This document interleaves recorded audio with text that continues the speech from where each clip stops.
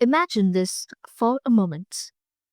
Two people are looking exactly at the same problem. They have access to the same information, same technology, and perhaps even the same opportunities.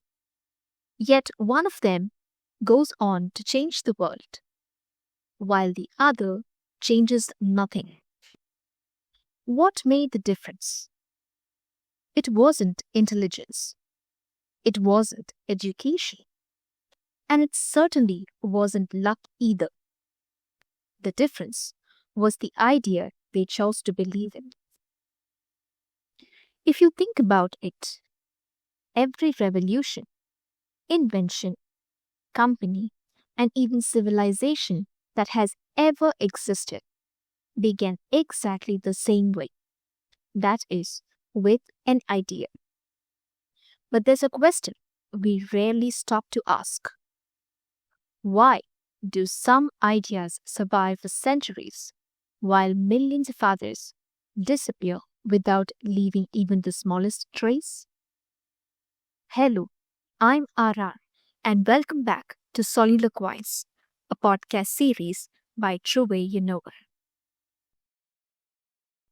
I'd like you to imagine walking through a forest.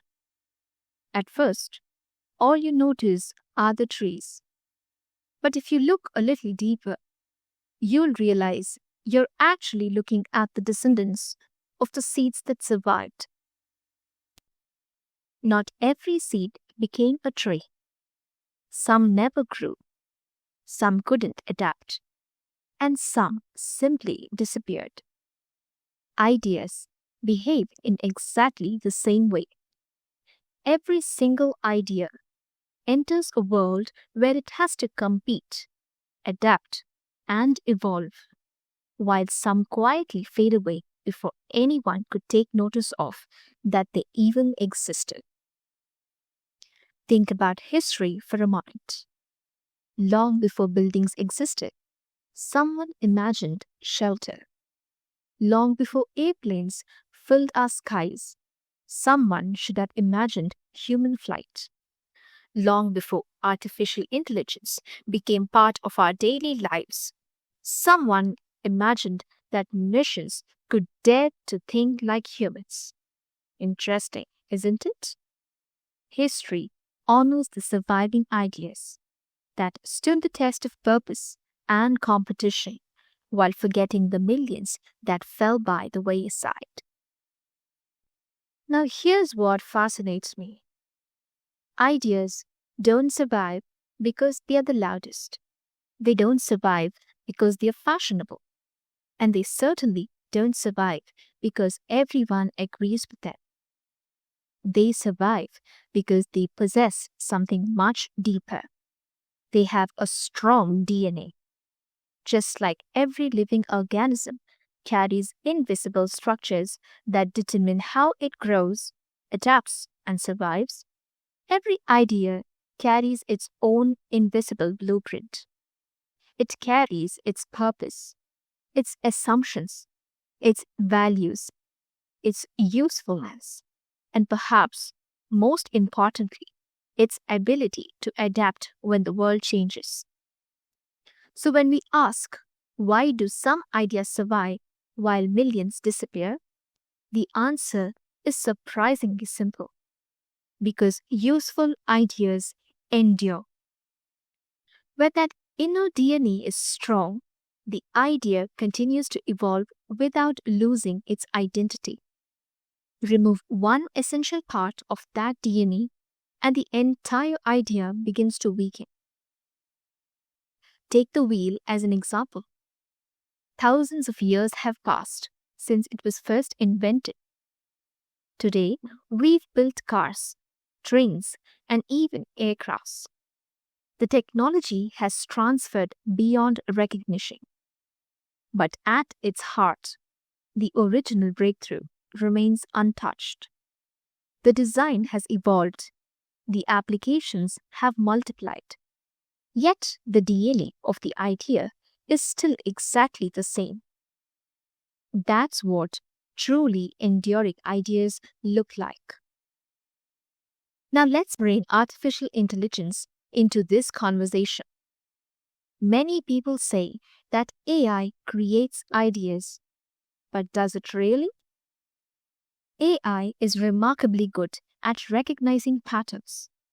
It combines information and recombines knowledge.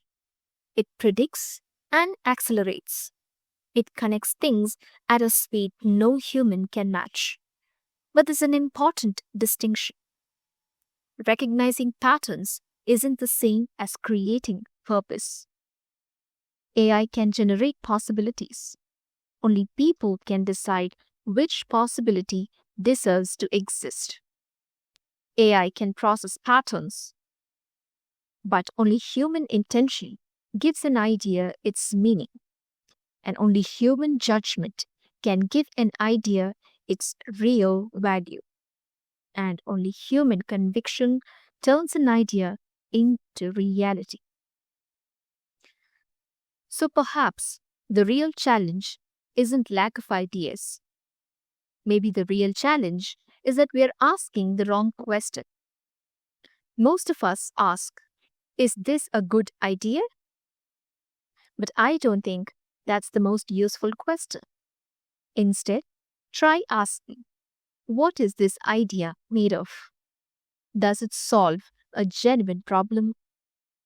Can it survive criticism and adapt as the world changes? Will it still matter 5 years from now? Because if an idea has a weak DNA, no amount of marketing, no amount of hype, and no amount of popularity can keep it alive forever. Though I'd like to leave you with something a little more personal.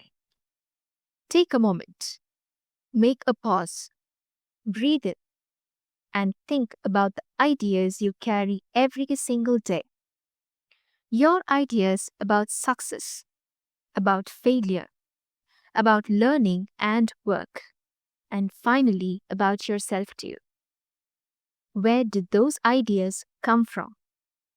Did you choose them consciously, or did you simply inherit them from your family, your school, society, or the people around you?